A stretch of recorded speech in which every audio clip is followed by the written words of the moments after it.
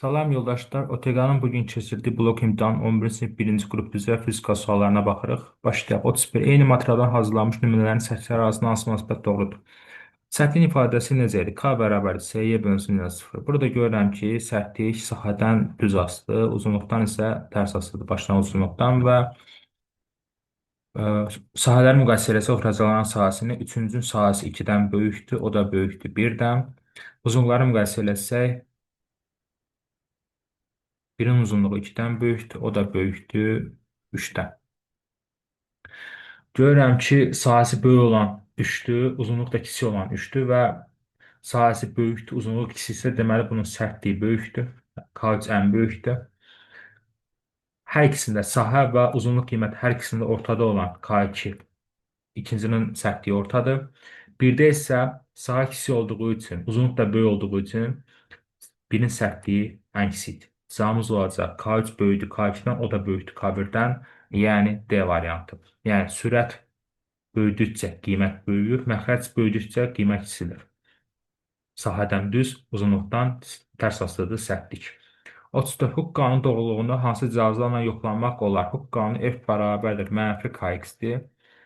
Burada F dinamometr, X xəttkeş. Xəttkeş və dinamometrdən istifadə etməklə biz Huk qanunu doğruluğunu təsdiq edə bilərik. 34-də cavabımız olacaq D variantı.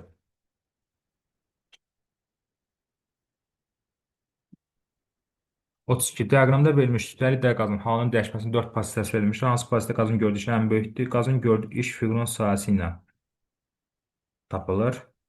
Və burada ən böyük fiqur, birin yaratdığı fiqurun sahəsi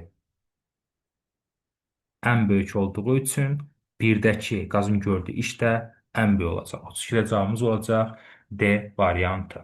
35 düz xətt üzrə hərəkət edən cismin koordinatının zamanı asılı qrafik verilmişdir. Müşahidə başlanan andan keçən 6 saniyə ərzində cismin yola görə orta sürətini deyir hesablayım. Yolu tapsam -8-dən qalxıb 16-ya, yəni 24 gedib. Sonra 16-dan düşüb 10-a 6 gedib. Deməli yolum 30-dur.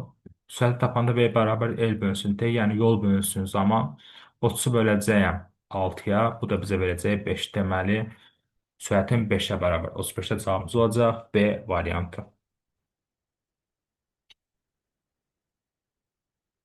33 maddi nöqtə 15 metr bölü saniyə sürətlə çevrə üzrə hərəkət bərabər sürətlər hərəkət edir. Periodun yarısına bərabər olan müddətdə yerləşmə orta sürəti deyir tap. Periodun yarısına bərabər olan müddətdə yerdəyişmə 2 yerə bərabərdir və yerdəyişmə orta sürət tapanda yerdəyişməni bölürəm zamana. Yerdəyişməsi 2 yerdir, zamanı da periodun yarısı T bölü 2-dir. 2 yuxarı qalxar olar 4 der bölünsün T və periodun yerine ne yazaram? 2 pi bölünsün V yaza bilərəm. Onda V yuxarı qalxar, L'lər xısa gedər, 4 2-yə bölünər, gələr burada 2V bölünsün pi. Qiymətlər yerine qoyanda 2V'si 15, P'si də 3. Cavabımız olacaq 30 bölü 3, yəni 10. Yəni B variantı. Periodun yarısına bərabər olan müddətdə zamanın yerinə periodun yarısını qoydum və periodun yarısına bərabər olan müddətdə yer dəyişmə 2 yerə, 2 dənə radiusa bərabərdir və 2 yuxarı qalxdı oldu 4 bölünsün T. Burada periyod verilmədiyi üçün sürət verilib. Biz burada periyodun üstünün yerinə sürətin üstünü yaza bilərəm. 2 pi bölünsün V-dir. İxsalar getdikdən sonra qalır 2V bölünsün pi və qiymətlərinə qoyduqdan sonra cavabımızı alırıq 10. 33-də cavabımız olur B variantı. 36 nəzərə sual hansı şüalanma elektron, pozitron selindən ibarətdir? Beta şüalanma. Cavabımız olacaq 36-da D variantı.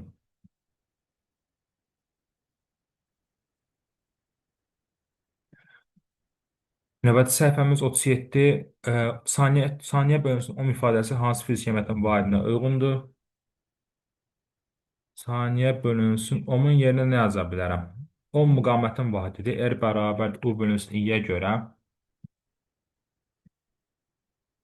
10 bərabərdir volt bölünsün amperdir. Volt gərginliyin vahidi, amper cərəyan şiddətinin vahidi. Yerinə qoysam olacaq volt bölü amper və amper yuxarı qalxır olur. Amper vursun saniyə bölünsün volt. Amper vur saniyə nədir? Kulondur. Kulon bölünsün volt.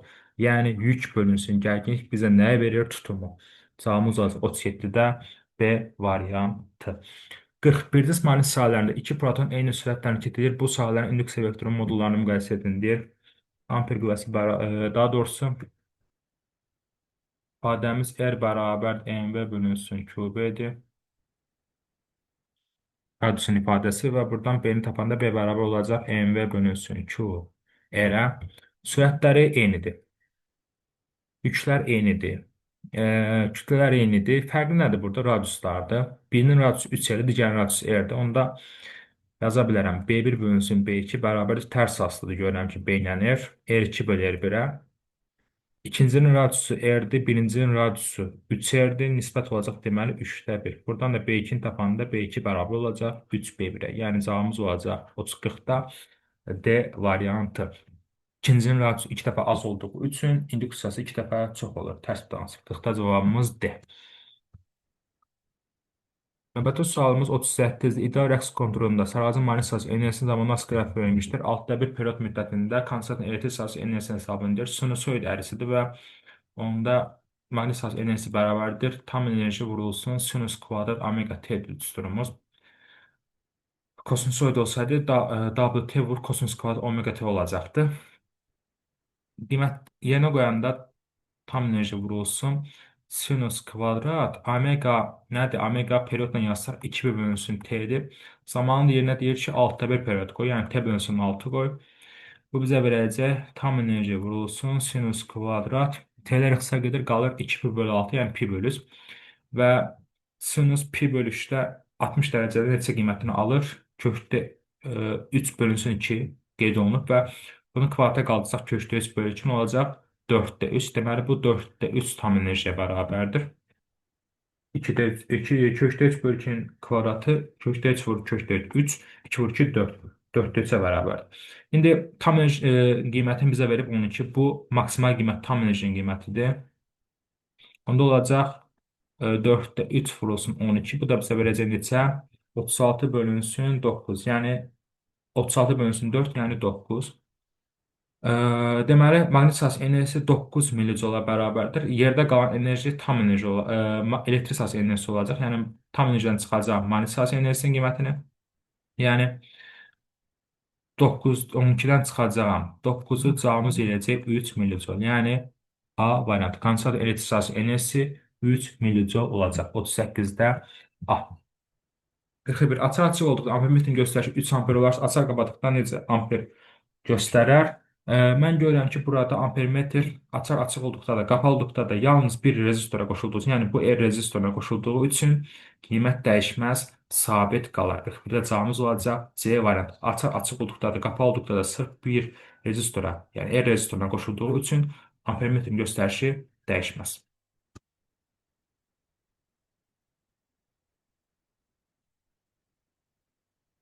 39. Lövhənin o mərkəzindən nəzərən momenti sıfıra bərabər olan qüvvəni müəyyən edin. Əgər təsir xətti fırlanma mərkəzindən keçirsə, bunun momenti sıfıra bərabərdir və görürəm ki, F2-nin təsir xətti o mərkəzindən, yəni fırlanma mərkəzindən keçdiyi üçün F2-nin momenti sıfıra bərabərdir. Cavabımız olacaq 39-da B variantı. 42. Qapalı qabdakı buxarın sıxlığının temperatur hansı qrafikinin verilmiş hissələrində təzyiq üçün hansı ifadə doğrudur? AB hissəsi sürətdə artım olan hissəsi doyan buxardır. Sabit hissə doymayan buxardır burada. Yəni doyan buxarın doymayan buxara keçdiyi haldır. AB prosesində temperatur da artır, sıxlıq da artır və qapalı qabdır. Həcm ümumiyyətlə sabitdir. Bu zaman təzyiq də artar. Çünki doyan buxarda P, Rho, N birbaşa temperatur hansıdır? Temperatur artanda bunlar da artır. Deməli, AB hissəsində təzyiq artar. Burada təzyiqi arta götürdük. Yaxşı, BC hissəsindən başlayır. BC hissəsində KB-də deməli təzyiq artdı, sıxlıq artdı, temperatur artdı. BC hissəsində isə BC hissəsində doymayan buxarda sıxlıq sabitdir. Həcm sabit olanda sıxlıq da sabitdir. İdeal qazda doymayan buxarda və BC hissəsində temperatur artdığı üçün təzyiq də artacaq. Çünki təzyiq yenə doymayan buxarda ideal qazda həcmi sabit qiymətində P ilə T düz asılıdır. Deməli, temperatur artdığı üçün, qrafik sağa doğru gedir, temperatur artdığı üçün təzyiqin qiyməti artmış olacaq. Deməli, hər iki halda həm AB hissəsində, həm də BC hissəsində təzyiqin qiyməti artmış olacaq. 42-də cavabımız olacaq D variantı. 43. Bir cismaniyyət sırasında induksiya xəttlərinin perpendicular istiqamətdə irəliləmə hərəkəti ilə naqilin uclarından yaranan induksiya eqresinin zamanlas qrafik verilmişdir. Hansı qrafik bu naqilin sürətinin zamanlasına uyğundur? Epsilon i bərabərdir BLV sinus alfa düsturudur. Perpendikulyardır, sinus getdi 1-ə, 90 dərəcədə 1 alır. Görürəm ki, EHG sürətdən necə asılıdır? Düz asılıdır. Yəni EHG zamandan düz asılıdırsa, deməli sürət də zamandan düz asılıdır. Cavabımız olacaq C variantı. Eyni qrafiki ödənmiş olacaqlar. EHG-nin qiyməti artanda sürətin qiyməti də artmış olur. 45. Yer səthindən aşağı yuxarı atılmış 5 kilo kütləli cismin koordinatının zamandan asılı qrafiki verilmişdir. Bu zaman cismin tam mexaniki enerjisinin qiymətini deyir hesablayın. 4 saniyə ərzində yerdə görürəm ki, hündürlüyü 160 metrdir. 160 metrə qalıb 4 saniyə ərzində. Onda aşağı yuxarı atılan üstü nədir? H bərabər V0 tc gt kvadratı böl 2. Yəni qiymətləri yerinə qoysaq, başlanğıc sürəti tapmaq lazımdır ki, qiymətlərini qoymaqla. H-ı 160, başlanğıc sürəti V0 vur 4 çıxılsın J10, 4-ün kvadratı bölünsün 2. Zaman yerinə 4 qoydum. 160 bərabərdir 4 V0 çıxılsın 5 vurulsun 16, yəni 80. 4 V0 bərabərdir 240 V0 bərabər olacaq 240 böl 60 olacaq burada. Deməli, başlanğıc sürətin qiyməti artmışdır. Bunu 2 ondan tapa bilərik tam enerjini ya kinetik enerjinin başlanğıc qiymətinə bərabər olur. Çünki şaquli yuxarı atılanda bu maksimal sürətlə atılır və buradakı başlanğıc kinetik enerji elə tam enerjiyə bərabər olur. Çünki potensial enerji sıfıra bərabər olur yer səthində. Onda mv0 kvadratı bölü 2 ilə tapa bilərik. M-i 5, başlanğıc sürəti 60, 60 kvadratı bölü 2. Bu da bizə verəcək 360 bölü 2. 180, 180 vur 5, 900. Daha doğrusu 360 yox. Sürürsən 60 vur 60, 3600, 3600 böləndə 2-yə 1800, 1800 vuranda da 5-ə 9000, 9000 jol, kilocalı çevirəndə 9 kilocal. Və yaxud belə tapa bilərsiniz, tam enerji bərabərdir potensial enerjinin maksimal qiyməti ilə, yəni mgh maksimalla. Bunun üçün də gərək maksimum hündürlüyü tapmalısan. H bərabərdir V0 kvadratı bölü 2J ilə. Başlanğıc sürət deməli 60-dır. Kvadrata qaldırdım. 3600 böldüm 2J-yə 20-yə. Bu da bizə verir 180. Və bunu maksimal qalxmanı 180-dir. Qiymət yerinə qoysaq M 5, yes 10, bu da vuranda 180-ə yenə eyni cavabımız eləyir. Yəni 9 kilojoule, 9000 eləyir. Yəni 9 kilojoule almış oluruq yenə. Yəni cavabımız olacaq 45-də C variantı.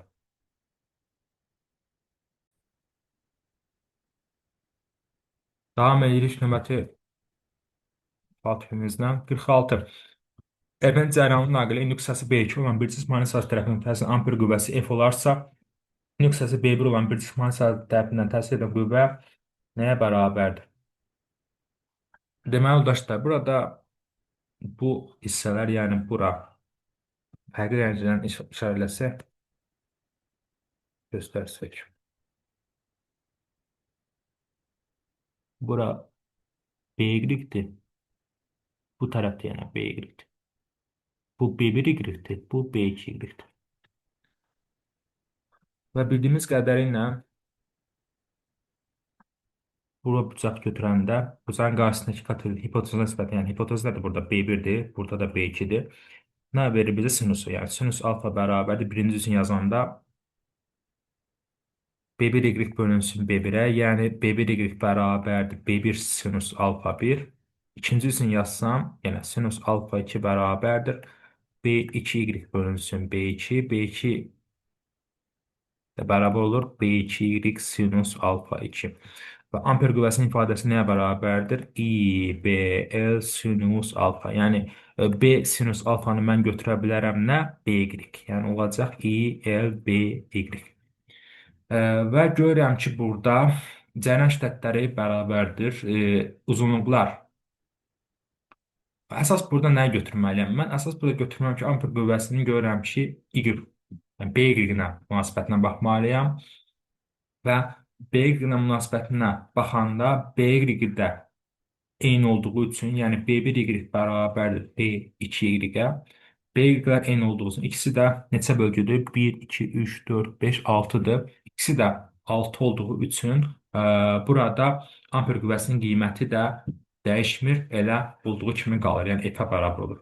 B2 ilə bərabər olduğu üçün F amper bərabərdir IB sinus alfadır. Burada B sinus alfa B2-ə bərabərdir və induksiyanın Y toplananları bir-birinə bərabər olduğu üçün hər ikisinin Y toplananlar 6-dır. Onda deməli amper qüvvələri də bir-birinə bərabər olmuş olur. Eyni Mn cəryanı naqildir. Sadəcə burada dəyişən toplananlara görə baxırıq və toplananlar eyni olduğu üçün amper qüvvəsinin qiyməti bir-birinə bərabər olmuş olur. Cavabımız olacaq 46-da Y variantı.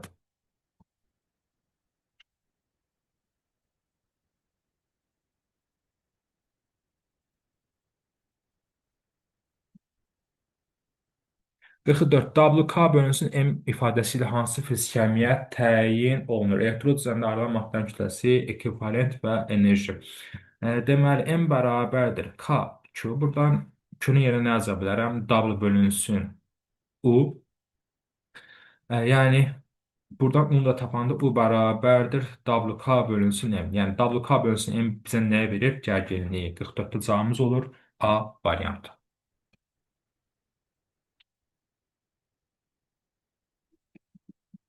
Gəldik növbəti səhifəmizə 47-yə. Deyir ki, yaylı rəqqas A və B nöqtə arasında o tarzı vəziyyətdə ətrafında harmonik rəqs edir. Element dəqiqəmə uyğun bəndləri müəyyən edin. O'dan B-yə keçəndə tarazlıqdan kənara doğru gedir. A-dan O-ya keçəndə tarazlığa doğru gedir və tarazlıqdan kənara doğru gedəndə təcilin modulu artır. Yəni bu tərəfə gedəndə təcil, potensial enerji, qüvvə artar. Yəni təcilin modulu artar. OB-yə aid yəni kənara doğru getdikcə potensial enerji artar.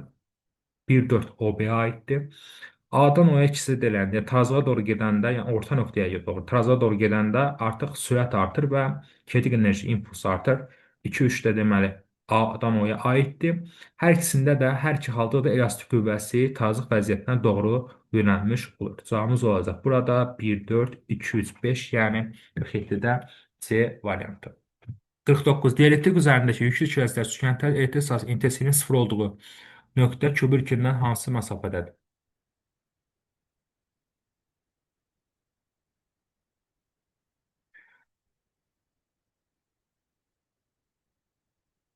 Deməli, yoldaşlar, burada intensiv xəttlər müsbətdən çıxıb mənfiyə daxil olur. Yəni, burada da intensiv xətti sağa gedir. Bunda isə intensiv xətti sola gedir. Əks istiqamətdə intensivlər nə olur? Çıxılır, modulca çıxılır və bunların yekun intensivinin sıfır olması üçün bu intensivlər bir-birinə bərabər olmalıdır ki, yekun intensivlik çıxanda sıfır olsun. Bərabər olmalıdır bu intensivlər. Bu intensivlər bərabər olması üçün belə yaza bilərəm. Yer bir üçün yazaram. K, Q, yükü Q-dur. Böl. Deyir, bu məsafəni tapmalıyam. Yəni, kübür yükündən olan məsafəni tapmalıyam. Yazıram bu məsafə x, x-in kvadratıdır. Bu bərabər olmalıdır. İkisi üçün yazıram. K, yükü nədir? 9Q. K, 9Q bölünsün. Ümumi məsafə nədir? 12. Buranı x adlandırdımsa, bu məsafəni x adlandırırsam, müəyyən bir məsafəni. Digər məsafə, yəni ikinci yükdən olan məsafə olacaq 12 çıx x. Bunu da kvadrata qaldırdım. İndi ixsalar gedər, Q Q-nu aparar, K K-nı aparar, qalar burada 9x-in kvadratı bərabərdir. 12 çıxılsın x-in kvadratı. Hər tərəfdən kvadratı attım, qaldı 9x bərabərdir 12 çıxılsın x. Buradan da bəli, daha doğrusu 3x. Üzülürsən, atanda kvadratı 9-dan da kök çıxarmalıyam. 3x bərabər 12 çıxılsın x. Bu da qalır 4x bərabərdir. 12x deməli nə olur? 12 bölünsün 4, yəni 3. Deməli bu 3 sm məsafədə yerləşmiş olur. 49-cu cavabımız C variantıdır.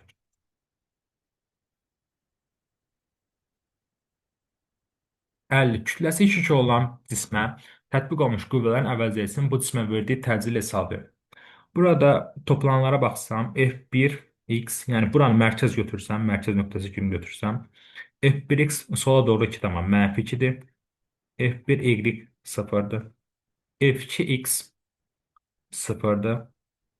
F2y yuxarı doğru 2 amma. Yəni, hər birində 2 adlandırsan. Hər bölgü 2-dir. Onda olacaq bu mənfi 4. Yuxarı doğru 2 damladır. 2-ni vuracam 2-yə 4. F3x.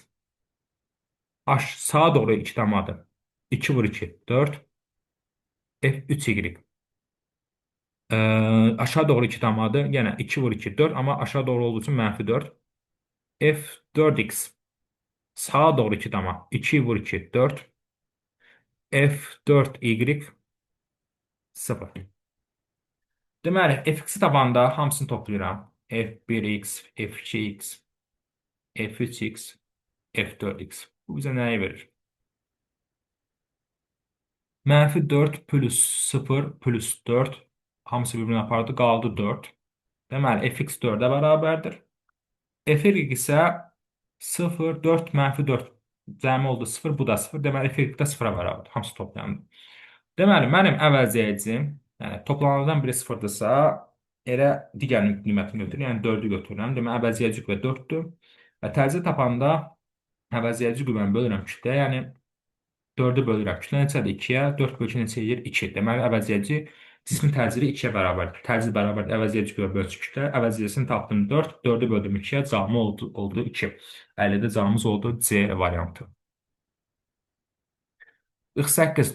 Nöqtəvi Q2-nin A nöqtəsində yaratdığı elektrik sahəsi intensivliyi modulu Y-dir. B nöqtəsində yaratdığı intensivliyi modulu nəyə bərabərdir? Görürəm ki, intensivliyin üstü nədir? Y bərabər K2 bölünsün R kvadratı. Məsafənin kvadratı ilə tərs asılıdır. Yəni, belə yaza bilərəm. YA bölünsün YB bərabərdir. RB bölünsün RA-nın kvadratı. Tərs kvadratik. RB 10-dur, RA da 5-dir. Böləcəm bir-birinə, kvadratı qaldıracam, olacaq 2-nin kvadratı 4. Deməli, YA YB-dən 4 dəfə çoxdur. Əgər YA 7-dirsə, YB ondan 4 dəfə az olub, Y bölünsün 4. Cavabımız olacaq 48-də Y variantı. 51. Elektrik xəttində gərginlik 300 kilovat olduqda enerji ikisi 2% təşkil edir. Gərginlik tapardıqda 2 neçə faiz olar? Transformasiya əmsalı bərabərdir. Gərginliklərin nisbəti, bu da bərabərdir. Cərəyan şiddətlərinin nisbəti tərsi ilə bərabərdir. Çünki P bərabərdir IU-dur.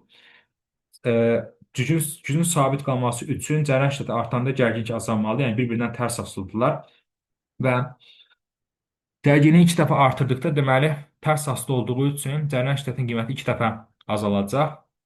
Və cərəyan şiddətinin qiyməti 2 dəfə azaldığı üçün enerji ikisi Q bərabər yaza bilərəm. İkvatı RT düsturu.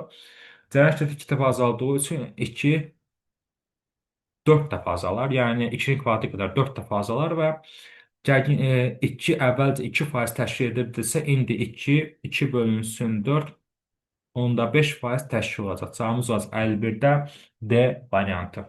Cərəyan şiddəti 4 dəfə azaldığı üçün enerji ikisi də 2 dəfə 4 dəfə azalar, yəni onda 5%-ə bərabər olmuş olar. 51-də D.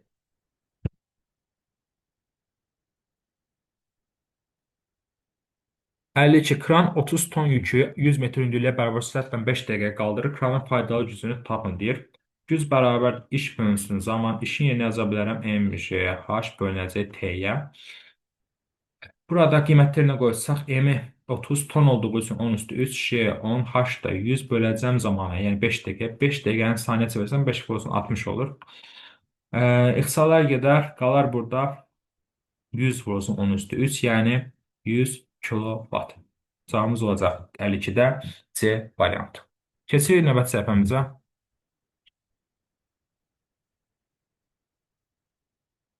53. Mümkün qədər su doldurmuş qaba M1 kütləli və V1 həcmli cisim atıldıqda çıxarılan suyun kütləsi M2 həcmi V2 olur. Buna görə hansı ifadə doğrudur?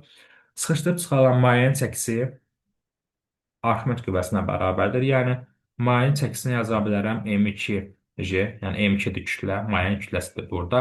J bərabər olmalıdır deməli F Arximetə. Burada sıxışdırıb çıxarılan mayenin həcmi atılan cismin həcminə bərabər olur. Yəni, bu şərtimizdir. V1 V2-yə bərabər olur. 4 doğrudur.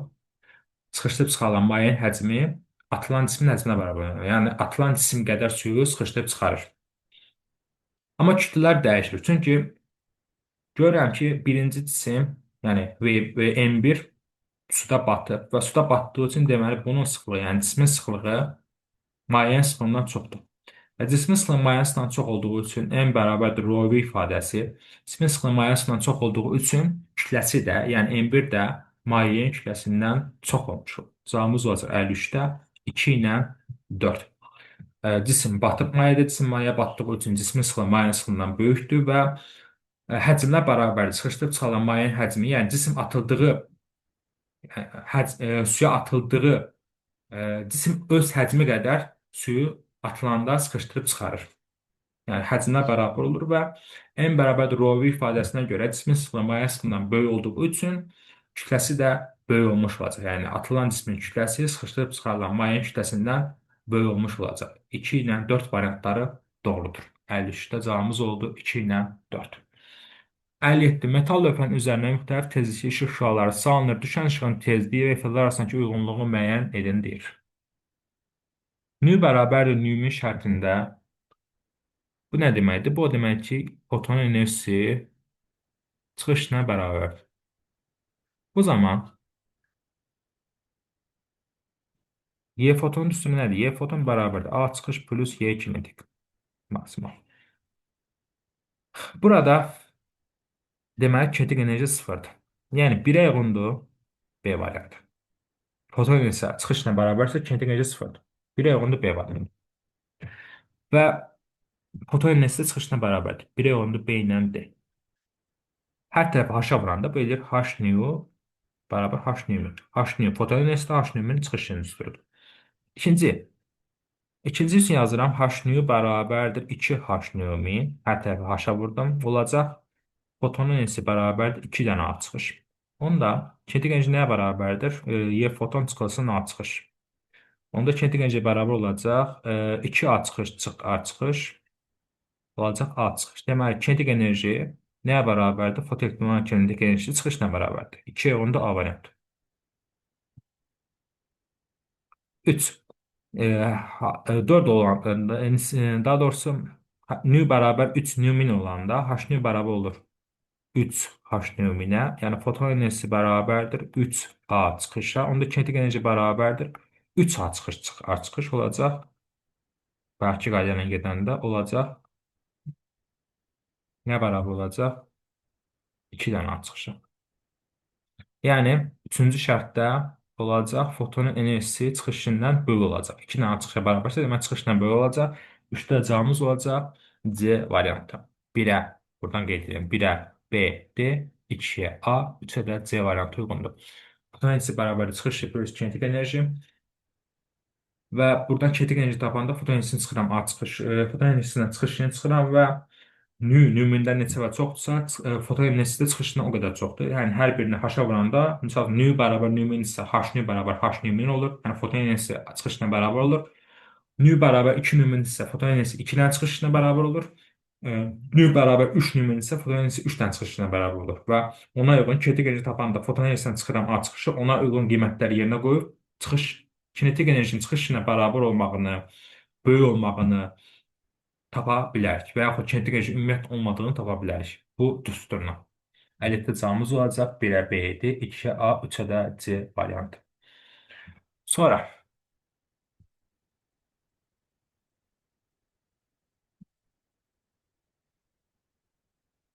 58, yox 54. Yer səthindən H bərabər 4R hündürlükdə cismə təsir edən ağırlıq qüvvəsi 360 Newton olarsa, yer səthindən 2R hündürlükdə bu cismə təsir ağırlıq qüvvəsini tapın deyir. Demək yoldaşlar, əvvəlcə yer səthindəki qiyməti tapın. Yəni, R plus H kvadrat qədər qiymət azalır. Yəni, birincidə tapıram R plus R-in kvadratı. Deməli, qiymət 4 dəfə azalıb birinci halda. Onda qiymət 4 dəfə azalıbsa, 4 dəfə azalmışda qiymət 360-dırsa, F0 tapanda 4-ü vururam F1-ə.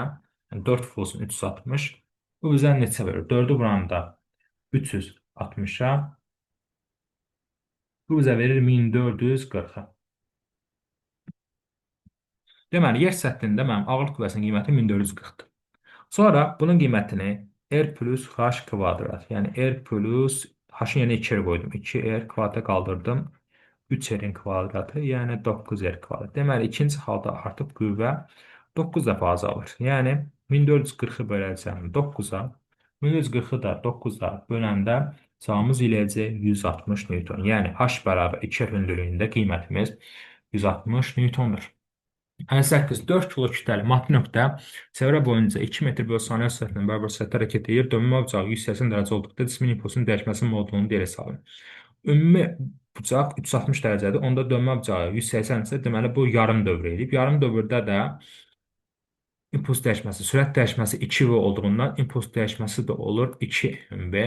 Qiymətlərinə qoysam 2 vur 4 vur 2 da bizə neçə verir? 4 vur 4 16. Deməli impuls dəyişməsi 16 kiloqram vur metr bölünsün saniyə və yaxud Newton vur saniyəyə bərabərdir.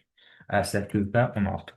59 temperaturu 0 Celsius olan buzu temperaturu 0 Celsius olan suya salsaq hansı proses baş verər? Cavabınızı əsaslandırın. Burada görün ki, temperaturla bərabərdir və ətraf müddənin istilik mübadiləsinin nəzərə alınmır. Yəni ətraf müddənin istilik mübadiləsi baş vermirsə və temperaturlar da bərabərdirsə, burada heç bir proses baş verməz. Heç bir proses baş vermir. Səbəbini də dedim. Temperaturlar da bərabərdir. Eyni temperaturdur. Temperaturu 0 Celsiusdir buz, temperaturu 0 Celsiusdir su. Temperaturla bərabərdir. İstilik tazıq halı baş verir. Yəni temperatura bərabər olduğu nə baş verir? İstilik tazıq halı baş verir və burada ətraf müddəndə istilik mübadiləsində olmadığı üçün burada əlavə heç bir proses baş vermir. Temperaturlar bərabərdir, ətraf müddənin istilik mübadiləsində yoxdur. Yəni burada heç bir dəyişiklik baş verməz, heç bir proses baş verməz. 59-da sistemin istilik tazlığı halında olduğu üçün heç bir proses baş verməz. 55. %5 saniyə ərzində sarğacdakı cərəyan şiddəti 15 amperdən 20 amperə qədər dəyişdi. Onda yaranan öz-özünə indüksiya enerjisi 20 voltdur. Sarğacın maqnit enerjisinin dəyişməsinin hesabı düsturumuz öz-özünə indüksiyanın üstür mənfi E delta I bölünsün delta T'dir. Buradan mən induktivi eli tapanda öz-özünə indüksiyanın qiymətini bölməliyəm cərəyan şiddətinin dəyişmə sürətinə. Yəni 20-ni böləcəyəm. Delta i'si 5-dir. 15-dən 20-yə qalıb 5-dir. Zamanı da %5-dir. Yəni 20-ni bölməliyəm 100-ə. Bu da bizə verir 10-2. Deməli, induktivliyin qiyməti 10-2-dir. Üstündən tapdım. Maqnit enerjisinin dəyişməsi isə nəyə bərabər? Maqnit enerjisinin üstürü L kvadratı bölü 2-dir. Dəyişməni tapanda W2-ni çıxıram W1. Yəni L I2 kvadratı bölü 2 çıx L I1 kvadratı bölü 2. Yəni L dəyişmir, cərəyan şiddəti dəyişir burada və L-i mötərizə xərcdən çıxaranda i2 kvadrat çıx i1 kvadrat bölünsün 2-dir. Nötrün qiyməti 10-2, cərəyan şiddətinin qiyməti 20 ilə 15-dir. Yəni bir dəfə müxtəsər vurma düsturu kimi açsaq 20-dən çıxacam 15, bir dəfə də 20-nin üstünə 15 gələcəm. Yəni belə getdim də müxtəsər vurma düsturu a kvadrat çıx b kvadrat bu da bərabərdir a çıx b a plus b. Böldüm nəyə? 2-yə. 10-2 vurulsun 20-dən çıxdım 5-i 15-i 5 20 plus 15 35 35 bölü 2 bu bizə verəcək nəyi? 10-2 vurduq 5 1 eləyir 35 də böləndə 2-yə eləyir 17,5. Deməli maqnit enerjisinin dəyişməsi 17,5 joula bərabərdir. 56 terci 5 Newton dartıqda bərabər sürətlə hərəkət edir. Tercə təsirində dartıq 20 Newton olarsa cismin təcilini hesablayan deyir. Deməli, yoldaşlar, burada əvvəlcə terci 5 Newton dartı qüvvəsinin dartıqda bərabər sürətlə hərəkət edirsə, bərabər sürətlə hərəkət əvəzedici qüvvə 0-dır və dartı qüvvəsi sürtünmə qüvvəsinə bərabərdir. Deməli, sürtünmə qüvvəsinin qiyməti elə 5 Newtondur. Sürtünmə qüvvəsinin qiymətini tapdım. Sonra terci təsirdən dartı qüvvəsi 20 olarında hərəkət baş verir deyib və əvəzedici qüvvəni tapanda artıq dartı qüvvəsindən çıxacağım sürtünmə qüvvəsini və dartı qüvvəsi 20-dirsə, sürtünmə qüvvəsi nə tapdım? 5 tapdım. Deməli, əvəzedici qüvvə 15-dir. Kütlə də 5 kilo bizə qeyd edib. Onda təcili tapanda A bərabər F əvəzləyici bölünsün kütləyə. Yəni 15-i böləcəyim 5-ə. Deməli, təcilin qiyməti neçə oldu? 3 metr bölünsün saniyənin kvadratı. Sonra 56-da tapdıq 3-ü. Keçdik sonuncu sualımıza. Birinci qrupun üzrə sonuncu sualımız 60-a. Sabit kütlə ideal qazın dəyişməsi diaqramı BT, yəni həcm temperatur koordinat sistemində verilmişdir. Bu diaqramı PT, yəni təzyiq temperatur koordinat sistemində çəkildir. Əvvəlcə 1-2 hissəsində nə baş verir? 1-2 hissəsində görürəm ki, həcm sabitdir və həcm sabit olduğu üçün sağa doğru getdiyi üçün qrafikdə temperatur artır. Temperatur artırsa təzyiq də artır. Yəni başlanğıc halda hər ikisi artar. Başlanğıc halda hər ikisi artar. Yəni 1-2 hissəsində əyrini düz çəksəm belə artar. Hər ikisi artar. Düz mütənsib. Sonra 2-3-ə baxanda 2-3-də isə temperatur sabitdir və həcm artıb. Həcm artıbsa təzyiq azalıb. Tərs prinsipdə peynir və tərs asıdır. Bu zaman təzyiq azalıb və nə gördüm burada? Temperaturun sabit olması. Temperatur sabitsə qraf belə düşür. Aşağı isə sabitdir və təzyiq azaldığı üçün qraf aşağı düşəcək belə. 2-3 belədir. Sonra 3-dən 4-ə baxanda isə 3-dən 4-ə həcm sabitdir və temperatur artıb. İzoxor qızmadır, temperatur artır. Temperatur artırsa, yəni təzyiq artır. Yəni bayaqki 1-2 kimidir. Və onda 3-4 də deməli belə olacaq. Ya doğrusu üzülürsən, temperatur artır, təzyiq artır, onda hər ikisi artmış olacaq. Belə. 3-4 də bu formadadır. Bunu yerinə mərkəzdən belə gətirə bilərəm, xətləyə bilərəm. Deməli, cavabımız, diaqramımız belə olacaq. Əvvəl 1-2 proses izoxor qızmadır. Temperatur artırında təzyiq də artır. 2-3 prosesi izotermik genişlənmədir. Temperatur artıb, temperatur sabit, həcm artıb. Həcm artıbsa təzyiq azalır. 3-4 isə izoxor qızmadır. Temperatur artırında təzyiq yenə artır. Yəni 3-4-dən 1-2 eyni prosesdir. Qrafiklərimiz 1-2 ilə 3-4-də eyni olur. 2-3-də isə fərqli prosesdir və hamısını bir-bir çəkdim. İzah bu qədər yoldaşlar. Növbəti izahlarda görüşərdə özünüzdən müğayət olun.